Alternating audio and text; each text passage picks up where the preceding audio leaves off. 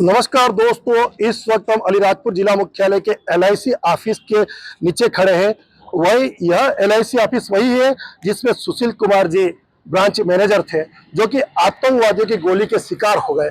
अपनी पत्नी के साथ पहलगांव गए हुए थे शादी की एनिवर्सरी मनाने के, जन्मदिन मनाने के लिए, और वह गोली के शिकार हो गए। साथ में उनकी बच्ची को भी पैर में गोली लगी है और वह गंभीर रूप से घायल है। अलीराजपुर जिला मुख्यालय के जितने भी एलआईसी के अभिकर्ता एजेंट वो सभी यहाँ उपस्थित है।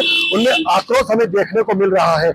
कैसा था सुशील कुमार जी का व्यवहार, इसके लिए हम बात करेंगे अलीराजपुर के एलआईसी के अभिकर्ताओं से। जी आप बताइए सुशील कुमार जी के बारे में कुछ। सुशील कुमार जी बड़े नेक दिल इंसान थे, हमारे बड़े भाई समान थे। पद का उन्हें विशेष लगाव नहीं था, लेकिन पद पर रहते हुए अपने कार्यशीलता और पूरे अभिकर्ताओं को साथ में लेकर कार्य करते थे। और हमारा उनकी इस तरह से जो दुखद घटना हुई है वो शर्मसार है। इन देशद्रोहियों को भारत देश माफ नहीं करे, और माननीय नरेंद्र मोदी जी से आग्रह है कि इनका जड़ मूल खत्म करने के लिए पूर्ण रूप से सेना का उपयोग करें और पूरा जड़ तक खत्म करें, ताकि अगली कोई कार्रवाई ऐसी ना हो पाए और जनहानि ना हो। आपको बताना चाहूंगा कि सुशील कुमार जी क्रिश्चियन थे, उसके बाद भी वह हिंदू धार्मिक भावनाओं में और कोच थे। आए दिन यहाँ एलआईसी ऑफिस में पूजा पाठ का आयोजन करते थे और धार्मिक स्थलों का भ्रमण करते थे। साथ ही यहाँ वरिष्ठ एलआईसी अभिकर्ता है। जी आप क्या कहना चाहोगे, सुशील कुमार जी किस प्रकार का व्यवहार रखते थे और इस आतंकवादी हमले को लेकर आपका क्या कहना है? सुशील कुमार जी बहुत ही विनम्र और बहुत ही रहमदिल और नेक इंसान थे, और पूरे परिवार की तरह उन्होंने हमें पूरे एजेंट को एवं यहाँ के स्टाफ को रखा। हम इस घटना से बहुत ही आहत हुए हैं, और हमारे देश में हम अगर सुरक्षित नहीं हैं, अगर घूमने जाते हैं हम अपने देश में और इस तरह की आतंकी गतिविधियों शिकार होते हैं, तो हमारे देश में फिर क्या है? इसका कड़े से हम विरोध करते हैं, और शासन को भी, मोदी जी को भी हम यह बता रहे हैं कि अब नहीं तो कभी नहीं। ये ऐसा मौका है कि हम कभी बर्दाश्त नहीं कर सकते। हमारे देश की रक्षा सर्वोपरि है, इसके लिए कड़े से कड़े कदम उठाना चाहिए। इस पहलगांव में आतंकवादी हमले में लगभग 27 सिविलियन की मौत हो गई।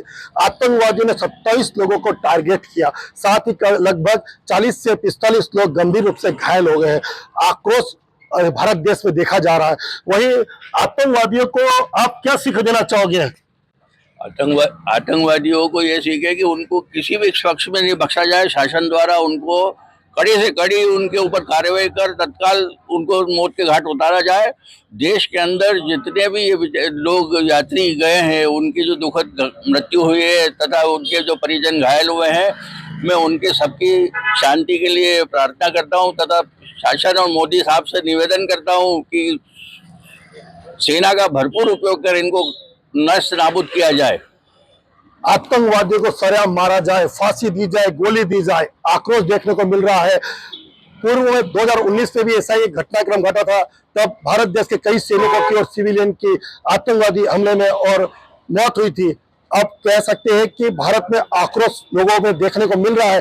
भारत के प्रधानमंत्री से अलीराजपुर आदिवासी बाहुल्य क्षेत्र के लोगों का विनम्र निवेदन है कि इन आतंकवादियों को ढूंढ के मारा जाए, इनको मौत के घाट उड़ा जाए, क्योंकि धार्मिक स्थल है। आने वाले समय में अमरनाथ की यात्रा शुरू होने वाली है। लगभग 7 लाख लोग दर्शन करेंगे 40 दिन के अंदर। तो कैसे यात्रा करेंगे जब वहां पे पर्यटक लोग सुरक्षित नहीं, तो कैसे यात्री वहां पे दर्शन करने पहुंचेंगे? क्या कहना है आपको, इन मोदी जी को आप क्या कहना चाहते हो? आतंकवादियों ने जो काम किया है वो बड़ा कायराना हरकत है उनकी, और मोदी जी से यही एक संदेश देश की जनता देना चाहती है कि इन आतंकवादी जो है वो संगठन, उनके खिलाफ सख्त कार्रवाई करें, और 1-2 दिन में ही उनको नेस्तनाबूद करने का आग्रह है, ताकि आने भविष्य में किसी प्रकार की घटना को कोई अंजाम न दे सके। सुशील कुमार जी के साथ में रात दिन काम करने वाले एलआईसी के एक सर हमारे साथ हैं। जी सर, आपने जब एक घटना की जानकारी आपको मिली तो आपने गुस्सा जागा? खून खोल उठा सर, है ना, क्योंकि घटना ऐसा है ना कि जड़ से खत्म कर देना चाहिए इन हरामजादों को, पूरा इनका बीज ही खत्म कर देना चाहिए, वो कार्रवाई होना चाहिए इन पे। इन आतंकवादियों ने ना जाति पूछी ना आपका धर्म पूछा और डायरेक्ट आपको शूट कर दिया। डायरेक्ट डायरेक्ट मारने का ही काम किया इन्होंने, कोई लेना देना नहीं इनको, इसलिए इनको जड़ से खत्म करना बहुत आवश्यक है। भारत सरकार बिल्कुल इनको खत्म कर देना चाहिए बीज को। भारत देश में जो आतंकवादी छुपे बैठे हैं उनको भी मारना चाहिए, जो घर घर में छुपे हैं कश्मीर के अंदर।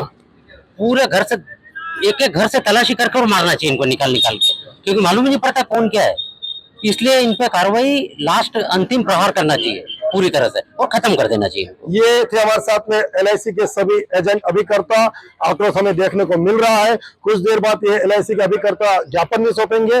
साथ ही हमारे साथ में LIC के एक और अभिकर्ता है धर्मेंद्र वाणी जी।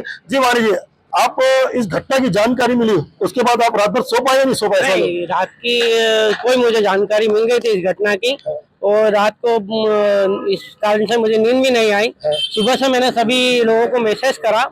हम आने वाले समय में यहाँ के अधिकारी, विधायकगण और सांसद महोदय को भी ज्ञापन देने का विचार है हमारा, और पुतला दहन का भी विचार है।